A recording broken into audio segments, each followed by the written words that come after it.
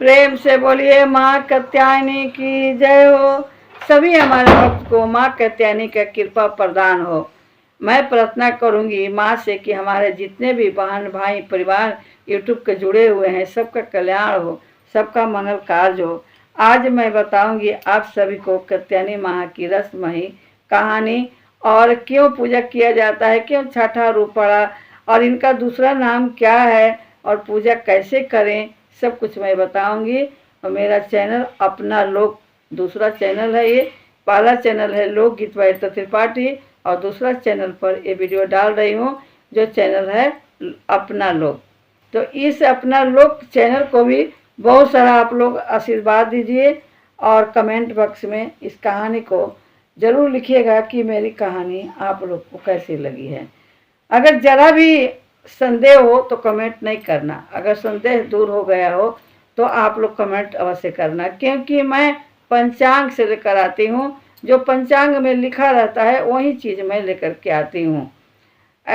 कहानी तो बहुत सारा है, एक नहीं बहुत सारा है। और माँ दुर्गा के 9 रूप का 9 दिन अगर बखान करें तो इससे और अच्छा क्या हो सकता है, ये हम कोशिश करें। जिसका भाग्य में उदय होने वाला है वही 9 दिन 9 देवी का रूप को बखान करेगा। जिसके भाग्य में ऐसा लिखा नहीं है वो नहीं कर सकता है, वो जल्दी जल्दी धूप अगरबत्ती ही करेगा। लेकिन आज के माँ का पूजन पाठ आपको हर बाधाओं से मुक्त करने वाला है। अगर आपके काम में अड़चन आ रही है तो वो दरवाज़ा खुलने वाला है। अगर आपके घर में प्रेत बाधा नज़र टोना है तो वो भी हटने वाला है। अगर आपके घर में मांगलिक कार्य नहीं हो रहा है, शादी नहीं हो रहा है, परेशान है, वो भी आज पूरा होने वाला है। अगर आप संतानहीन है, संतान नहीं है, तो संतान की भी प्राप्ति ये माँ देती है। अभी माँ का गुणगान जितना भी हम करेंगे बहुत ही कम होगा और मैं 4 छंद शब्दों में आपको बताऊंगी, क्योंकि ऐसे बोलते बोलते बहुत सारा वीडियो बड़ा हो जाता है और समझ नहीं पाते हैं। छोटा छोटा अगर डालेंगे तो आपको पता चलेगा। इसके बाद मैं जो एक और नया वीडियो लेकर के आऊँगी जिसको कभी आपने सुना नहीं होगा और ये वीडियो देखने के बाद दूसरे वीडियो को देखने का इच्छा नहीं करेगा। इसलिए मैं आपको आज कात्यायनी माँ के छठे रूप का बखान कर रही हूँ। प्रेम से बोलिए माँ कात्यायनी की जय हो। नवरात्रि के छठे दिन माँ दुर्गा के छठे स्वरूप माँ कात्यायनी की पूजा की जाती है। इन्हें दूसरा नाम महिषासुरवादिनी भी कहा जाता है, क्योंकि इन्होंने महिषासुर का वध किया था। इनकी पूजा से विवाह बाधाएं दूर होती हैं और साहस शक्ति में वृद्धि होती है। कात्यायन ऋषि के पुत्री होने के कारण इनका नाम कात्यायनी पड़ा। माँ कात्यायनी की कुछ महत्व इस तरह है जो कहानी के रूप में लिखा हुआ है। पौराणिक कथक के अनुसार महर्षि कात्यायन ने माँ आदि शक्ति की वर्षा तक कठोर की थी, वर्षों तक कठोर करने की थी, तभी उनकी पुत्री के रूप में जन्म लिया। कौन कठोर तपस्या किया? कात्यायनी की महर्षि ने तपस्या किया था, तब जाकर उनके घर में कात्यायन नाम के लक्ष्मी प्रकट हुई थी, उत्पन्न हुई थी। कात्यायन ऋषि ने आदि शक्ति की बहुत ही कठोर तपस्या की थी, तब उनके तपस्या से प्रसन्न होकर माँ ने उनकी इच्छा पूरी करने के लिए आश्विन कृष्ण पक्ष की चतुर्थी को उनके घर पुत्री के रूप में जन्म ली है। महिषासुर संहार। अब क्यों महिषासुर संहार किया? महिषासुर राक्षसों के अत्याचारों से तंग आकर देवताओं ने महादेव के साथ मिलकर एक दिव्य शक्ति का आवाहन किया जो माँ कात्यायनी के रूप में अवतरित हुई।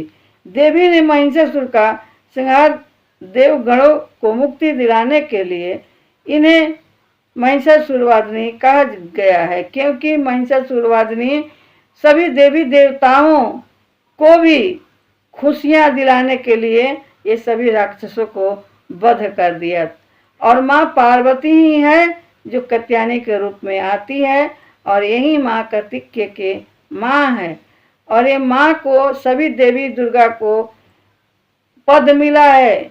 एक हाथ में मुद्रा, एक हाथ में इनकी 4 भुजाएं होती है, एक हाथ में तलवार होती है, एक हाथ में कमल होता है, एक हाथ में पुष्प होता है, और एक माँ हाथ से तलवार लिए काटती चली जाती है।